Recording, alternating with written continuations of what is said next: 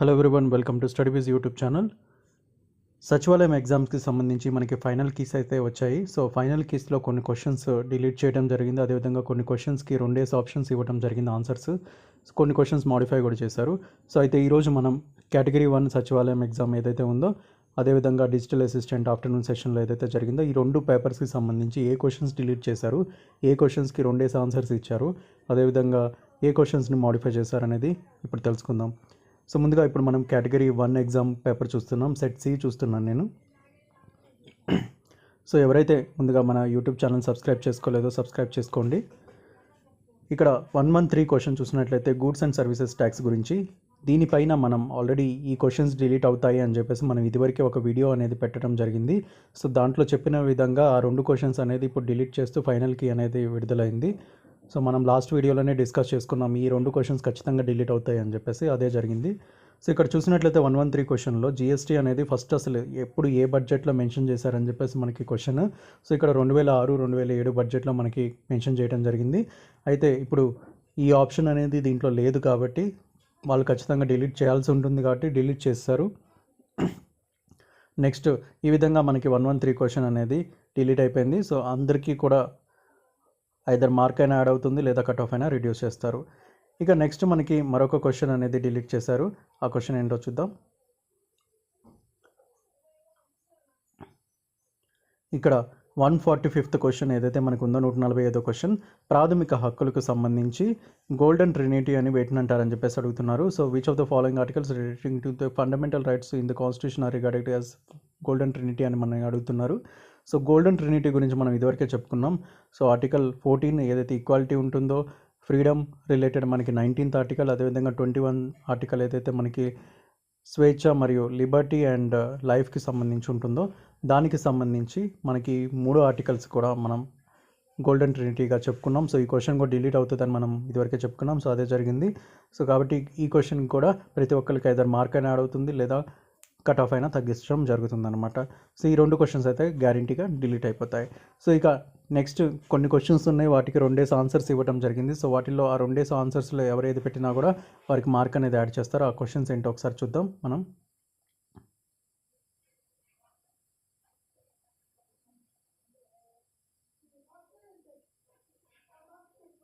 So question number 30కి వెళ్తున్నాం మనం.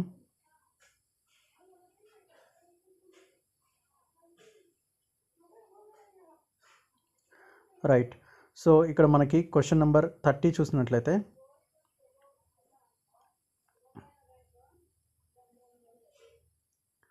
ఒక అంతర్జాతీయ సదస్సులో 150 మంది సభ్యులలో 105 మంది ఆసియా నుండి ఉన్నారంటే మిగిలిన 45 మంది ఆసియా సభ్యులు కాదు. అయితే ఇక్కడ 90 మంది శాకాహారులు అంటున్నారు, వాళ్ళలో 90 మంది శాకాహారులు అంట. సో అయితే ఈ 2 ఆప్షన్స్లో ఏది కరెక్ట్ అని చెప్పేసి అడుగుతున్నారు. ఇక్కడ at least 45 Asian participants are vegetarian, కనీసం 45 మంది శాకాహారులు ఏషియా నుంచి ఉన్నారు అని చెప్పేసి అంటున్నారు. సో ఎందుకంటే ఇక్కడ 90 మంది ఉన్నారు. సో 90 మందిలో ఒకవేళ 90 మంది శాకాహారులు అనుకున్నా కూడా మనకి ఎంతమంది ఉన్నారు అంటే 150లో మనకి 105 తీసేస్తే 45 మెంబర్స్ మిగులుతారు. సో ఆ 45 మెంబర్స్లో అందరూ కూడా మనకి మాంసాహారులు అనుకున్నప్పటికీ కూడా, నాన్ వెజిటేరియన్ అనుకున్నప్పుడు కూడా మిగిలిన 45 మెంబర్స్ ఈ 105 నుంచే ఉండాలి.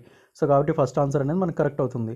సో కనీసం 145 మెంబర్స్ అనేది ఏషియా నుంచి శాకాహారులు ఉంటారు అనేది రైట్ ఆన్సర్. నెక్స్ట్ వచ్చేసరికి మనకి at least 15 Asian participants are non vegetarian. So కనీసం 15 మంది ఏషియా నుంచి ఉన్నటువంటి పార్టిసిపెంట్స్ కూడా నాన్ వెజిటేరియన్ అంటున్నారు. ఎందుకంటే 105లో నుంచి 90 తీసేస్తే మీకు 15 మిగులుతుంది. సో వాళ్ళు కనీసం 15 మంది అయినా సరే నాన్ వెజిటేరియన్ ఉండాలి. సో ఇది కూడా రైట్ ఆన్సర్. అయితే ఇక్కడ ఏంటంటే మనకి ఈ ఆప్షన్లో ఏం చేశారంటే, ఇక్కడ 1 పెట్టిన వాళ్ళకి కూడా కరెక్ట్ ఇచ్చారు, 3 బోత్ ఏ అండ్ బి అని పెట్టిన వాళ్ళకి కూడా కరెక్ట్ ఇచ్చారు. ఎందుకంటే ఇక్కడ తెలుగులో చూడండి 15 మంది ఆసియా ప్రతినిధులు మాంసాహారులు అంటున్నారు, కనీసం అనే పదాన్ని ఇక్కడ మిస్ చేశారు. సో కాబట్టి కొంతమంది పొరపడి 15 మందే లేరు కదా అని చెప్పేసి అనుకొని దీనికి రాంగ్ ఆన్సర్ పెట్టే అవకాశం ఉంటుంది. సో కాబట్టి ఈ క్వశ్చన్ అనేది కంప్లీట్గా అంటే ఆప్షన్స్లో ప్రాబ్లం ఉంది కాబట్టి, సో 1 పెట్టిన వాళ్ళకి ఇంగ్లీష్లో చదివి 1 పెట్టిన వాళ్ళకి రైట్ ఆన్సర్ ఇస్తారు, తెలుగులో చదివేసి మీరు థర్డ్ ఆప్షన్ ఏదైతే ఏ అండ్ బి 2 సరైనది అని పెట్టారో సో వారికి కూడా కరెక్ట్ మార్క్ అనేది ఇస్తారనమాట. సో ఇక మనం 2వ క్వశ్చన్ ఏదైతే మనకి ప్రాబ్లమాటిక్ ఉందో అది చూసినట్లయితే మనకి ఇక్కడ ఈ క్వశ్చన్ 39వ క్వశ్చన్. సో ఈ సీక్వెన్స్లో ఏమంటున్నారంటే, how many letters in the following sequence how many letters are there which are immediately followed by a number. ఈ తెలుగులో చూడండి, ఈ క్రింది వరుసలో నెంబర్ తర్వాత లెటర్స్ వచ్చే లెటర్స్ ఎన్ని అని అంటున్నారు. ఇది రివర్స్లో ఉంది. ఒకసారి చూడండి మీరు ఇంగ్లీష్లో, how many letters are there which are immediately followed by number. ఎన్ని లెటర్స్ ఉన్నాయి, ఎలాగా, such that they are immediately followed by a number. వాటి పక్కన ఖచ్చితంగా నెంబర్ అనేది ఉండాలి అని, లెటర్స్ పక్కన నెంబర్ గురించి ప్రస్తావిస్తున్నారు. తెలుగులో చూడండి, తెలుగులో క్రింది వరుసలో నంబర్ తర్వాత వెంటనే వచ్చే లెటర్స్ ఎన్ని అని అంటున్నారు. నంబర్ తర్వాత లెటర్స్ అని ఇక్కడ అంటున్నారు తెలుగులో. ఇంగ్లీష్లో దీని ట్రాన్స్లేషన్ వచ్చేసరికి డిఫరెంట్గా ఉంది. ఇదేంటి అంటే ఒక లెటర్ తర్వాత నంబర్ రావాలన్నమాట. సో ఆ లెక్కను చూసుకున్నట్లయితే లెటర్ తర్వాత ఏ తర్వాత మీకు 7 వచ్చింది, తర్వాత వై తర్వాత 3 వచ్చింది, హెచ్ తర్వాత 5 వచ్చింది, 3 ఉన్నాయి కదా, రైట్. సో ఇక్కడ చూసినట్లయితే మనకి తెలుగు వర్షన్లో మనకి నెంబర్ తర్వాత లెటర్ అంటే ఇక్కడ 8 తర్వాత మీకు ఎల్ అనేది ఒకటి కనిపిస్తుంది, అదేవిధంగా మీకు 6 తర్వాత ఎన్ అనేది కనిపిస్తుంది, ఆ తర్వాత ఇంకెక్కడ ఉన్నాయి, ఇంకెక్కడ కూడా లేదు. సో కాబట్టి మీకు నెంబర్ తర్వాత లెటర్ అనేది 2 ఉన్నాయి, అదే లెటర్ తర్వాత నెంబర్ అనేది 3 ఉన్నాయి. సో కాబట్టి ఇక్కడ మీకు 3 పెట్టినా కరెక్ట్ ఇస్తారు, లేదా 2 పెట్టినా కరెక్ట్ ఇస్తారు. సో కాబట్టి 1 ఆర్ 4 ఈ రెండిట్లో ఫస్ట్ ఆప్షన్ 4th ఆప్షన్ కానీ ఏది పెట్టినా కూడా రైట్ ఆన్సర్ ఇవ్వడం జరిగింది. ఈ రెండిట్లో ఎవరు ఏది పెట్టినా కూడా వాళ్ళకి రైట్ ఆన్సర్ ఒక మార్క్ అనేది యాడ్ చేస్తారు. సో ఇది 39th క్వశ్చన్కి సంబంధించి.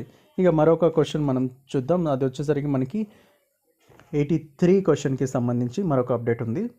ఇక్కడ 83 క్వశ్చన్ చూస్తే మనకి which one of the following reasons of India is now regarded as an ecological hotspot, biodiversity hotspot అని అడుగుతున్నారు. అంటే పర్యావరణ హాట్స్పాట్గా ఈ క్రింది ఏ ప్రాంతాన్ని ప్రస్తుతం గుర్తించారంటున్నారు.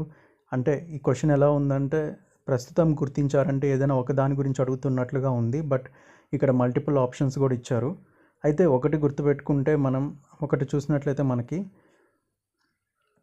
ఇండియాలో ఉంది 4 బయోడైవర్సిటీ హాట్స్పాట్స్. వాటిల్లో ఈ ఆప్షన్స్లో ఉన్న వాటిల్లో ఈస్టర్న్ హిమాలయాస్ ఉంది, వెస్టర్న్ ఘాట్స్ ఉంది. కానీ ఈస్టర్న్ ఘాట్స్ కానీ వెస్టర్న్ హిమాలయాస్ కానీ లేదు.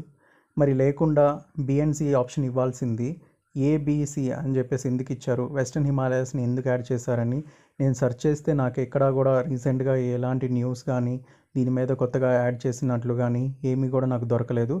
సో మరి ఎందుకు దీనికి ఆప్షన్ ఏబిసిగా మార్చారనేది చాలామంది కన్ఫ్యూజ్ అవుతున్నారు. ఒకవేళ మీకు ఎక్కడైనా రీసెంట్గా దీనికి సంబంధించిన ఏమైనా న్యూస్ ఉంటే వెస్టర్న్ హిమాలయాస్ని కూడా యాడ్ చేసినట్లు మీరు కమెంట్స్లో పెట్టవచ్చు. నాకు తెలిసినంత వరకు అయితే ఈ ఆప్షన్ అనేది సరిగా కనిపించడం లేదు. ఫైనల్ కీలో మరి ఇలా ఎందుకు ఇచ్చారనేది నాకైతే తెలీదు. సో నెక్స్ట్ వస్తే మనకి 142 క్వశ్చన్ చూద్దాం. 142 క్వశ్చన్కి వచ్చేసరికి మనకి ఆప్షన్స్ అనేది 2 ఆన్సర్స్ ఇచ్చారు. ఆ 2 ఆన్సర్స్లో ఏది పెట్టినా కూడా కరెక్ట్ అని చెప్తున్నారు. సో ఇక్కడ objective resolution proposed by Jawaharlal Nehru ultimately became the preamble. Jawaharlal Nehru ప్రతిపాదించిన ఆశయాల తీర్మానమే ప్రవేశికకు అంతిమ ఆధారం అంటున్నారు. సో ఇది కరెక్టే. నెక్స్ట్ వచ్చేసరికి it is not justiciable in nature అని చెప్పేసి అంటున్నారు. దీనికి న్యాయ సంరక్షణ లేదు అంటున్నారు. మరి అయితే ఇదేంటంటే చాలా కాంప్లికేటెడ్ సెన్సిటివ్ ఇష్యూ. చాలా డిబేట్స్ జరిగాయి, ఎందుకు న్యాయ సమీక్ష లేదు, ఎందుకు సంరక్షణ లేదు అని చెప్పేసి బి అనేది రిటైన్ చేశారు. అండ్ సెకండ్ ఏంటంటే మనకి it can not override the specific provisions of the constitutions. కొన్ని నిర్ణీత అంశాలు ఉంటాయి, ఆ నిర్ణీత అంశాలు రాజ్యాంగంలో వాటిని ఈ ప్రవేశిక అనేది వాటిని రిప్లేస్ చేయలేదని చెప్పేసి అంటున్నారు. బహుశా అది కరెక్ట్ అయి ఉండొచ్చు. సో కాబట్టి మనకి 3 ఆప్షన్స్ ఇక్కడ ఏబిడి అనేది 2 కరెక్ట్ అవుతాయి అని చెప్పేసి, ఏబి పెట్టినా కరెక్టే, లేకపోతే ఏబిడి పెట్టినా కూడా కరెక్టే అని చెప్పేసి 1 or 2 ఆప్షన్స్ ఏది పెట్టినా కూడా కరెక్టే అని చెప్పేసి చెప్తున్నారు. సో ఇది దీనికి సంబంధించి మనకి సచివాలయం కేటగిరీ 1 ఎగ్జామ్కి సంబంధించి డిలీట్ అయిన క్వశ్చన్స్, అదేవిధంగా మోడిఫై అయిన క్వశ్చన్స్. ఇప్పుడు డిజిటల్ అసిస్టెంట్కి సంబంధించినటువంటి పేపర్ చూద్దాం.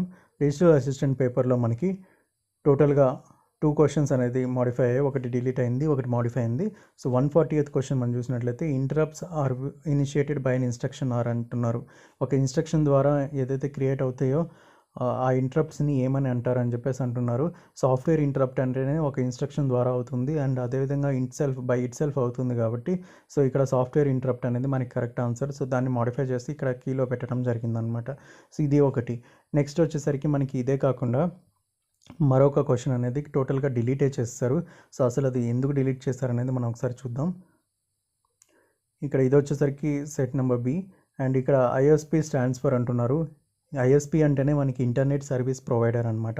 బట్ ఇక్కడ ఏంటంటే ఇంటరప్ట్ ఉంది, ఇంటర్చేంజ్ ఉంది, ఇన్ఫర్మేషన్ ఉంది, ఇన్స్ట్రక్షన్ ఉంది, కానీ ఇంటర్నెట్ సర్వీస్ ప్రొవైడర్ అనేది ఆప్షన్ లేదు కాబట్టి సో దీన్ని డిలీట్ చేశారు. సో ఇది టోటల్గా మనకి డిజిటల్ అసిస్టెంట్లో అండ్ సచివాలయం కేటగిరీ 1లో డిలీట్ అయిన క్వశ్చన్స్, అదేవిధంగా మాడిఫై అయిన క్వశ్చన్స్. మీకు కానీ వీడియో నచ్చినట్లయితే సబ్స్క్రైబ్ చేసుకోండి, అదేవిధంగా షేర్ చేయండి. అండ్ మన గ్రూప్ లింక్స్ కూడా, jobs related, education related group links కూడా నేను డిస్క్రిప్షన్లో ఇస్తాను, జాయిన్ అవ్వచ్చు.